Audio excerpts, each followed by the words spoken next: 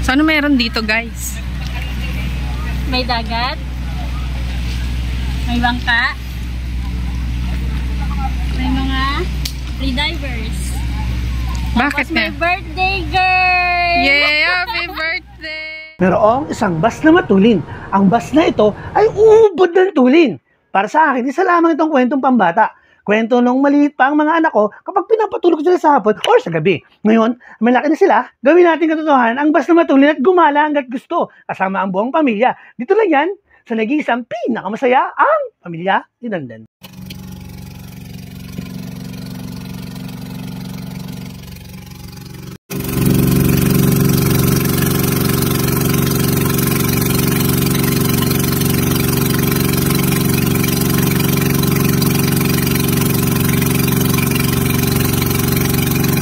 Time ko dito. Ang tagal-tagal nang sinasabi ko na pupunta dito pero ngayon lang.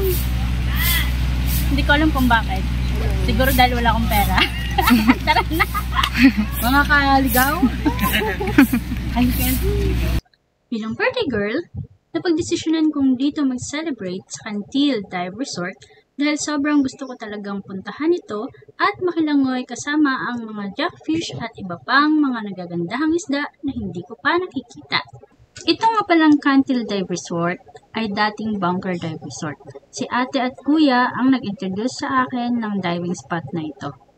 Based sa mga kwento at videos nila ay namangha ako at gusto ko ding mapuntahan at ma-experience ng personal. Siguro sirang-sira na yung buko ko dyan. Yan na. Ganyan talaga pag mahangin sa labas. At least fresh air. Fresh, salty air. Hindi siya polluted air. Ganito, mag-prepare kapag mag-pre dive.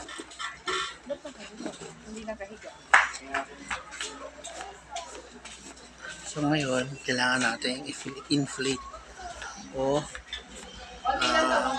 lagyan ng hangin yung interior itong free diving buoy o boya. So ito yung free diving boya at ipapakita ko sa inyo kung paano mag-prepare ng gamit pag mag-free dive. So kailangan mo ng boya at saka ng rope. So meron tayo ditong rope, nalatag natin yan. So ngayon 15 minutes pa.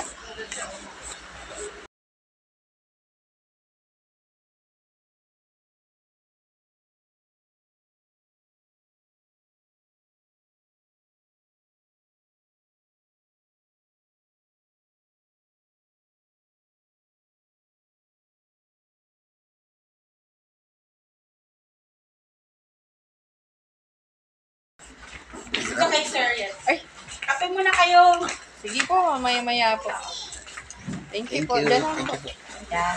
O tama-tama nilagay kayo dito sa malapit sa ano. sa akin. Oo nga, no? Ayan, nilapit yung Para poster meron natin. akong ano, inflator. Baka gusto mo. Ayun, Yung buti electric. naman. Mayroon pala.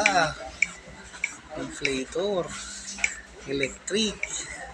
Kasi, napakatagal nitong bomba na to. Ayan o.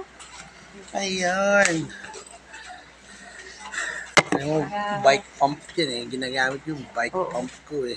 Sige, try mo. Sana chinarge ng kapatid ko. Good luck talaga. Niyabang ko pa no, tapos wala na.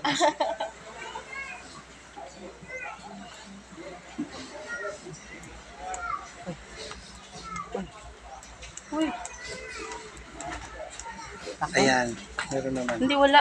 Tumutunog yan eh. Hindi, ayan. Saka mo pinating isang beses lang. Ah, yun pala yun. Tapos turn off yun Nagkakain din. ng tanga.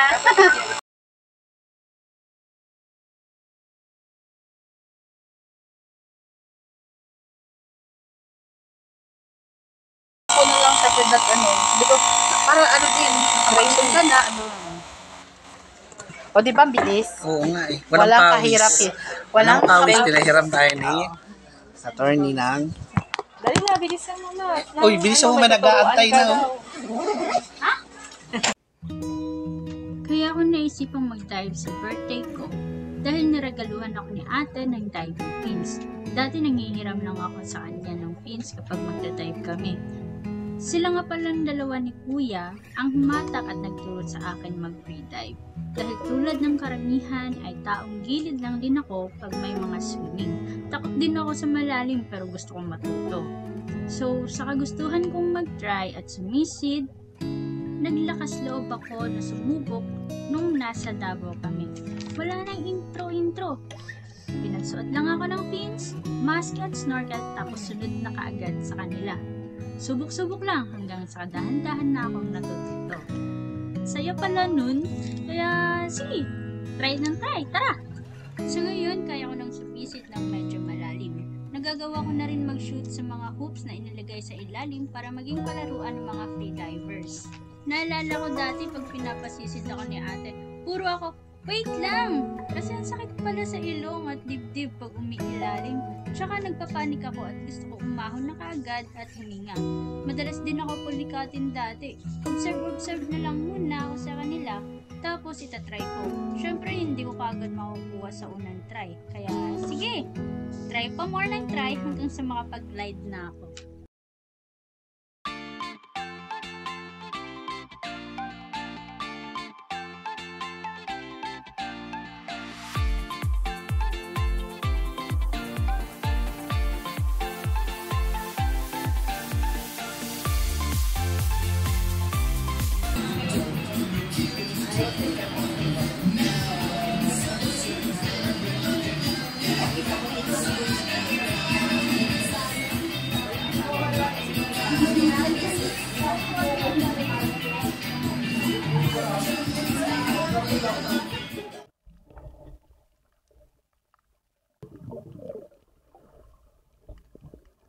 Hindi naging maganda ang panahon ng pagdating namin, kaya pinagdadasal namin na sana ay magpakita sa amin ang School of Jocks.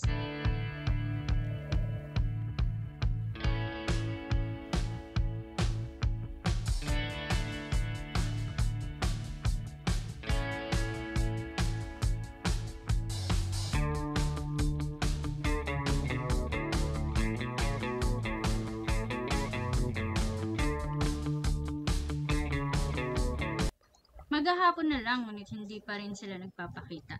Mabuti na lang at sinubukan hanapin ni kuya doon sa malayo at malalim na part. At hindi naman kami nabigo. Napuntahan at nakita namin sila. Mission accomplished para sa birthday ko.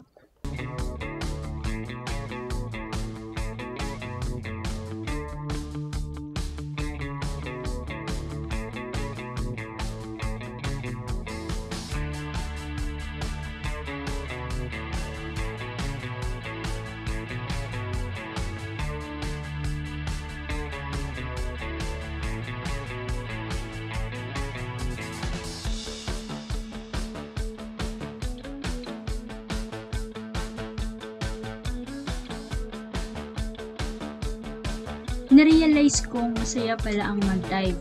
Nakaka-relax at makakalimutan mo panandalian ang mga problema at ang magulong mundo. Nakita ko kung gaano kaganda ang nakatago sa malalim at nakakatakot na dagat.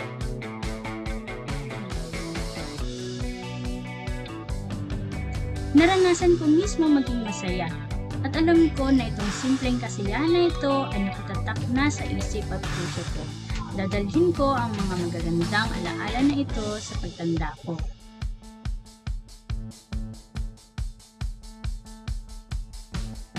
Ngayon nga ay narito na ako at ine-enjoy ang natural na ganda ng kalikasan habang may chance pa. Unti-unti nang nagbabago ang mundo. Kaya ikaw, huwag mo na sayangin ang oras mo. Kung may pagkakataon kang gumala at mag-enjoy, gawin mo. Ano ang ikakasaya mo, gawin mo. Dahil walang permanente dito sa mundo. Lahat nagbabago. Maaaring ngayon, maganda pa, tapos bukas ang makalawa, wala na. Simple lang ang buhay, kaya enjoy na lang at maging masaya ka.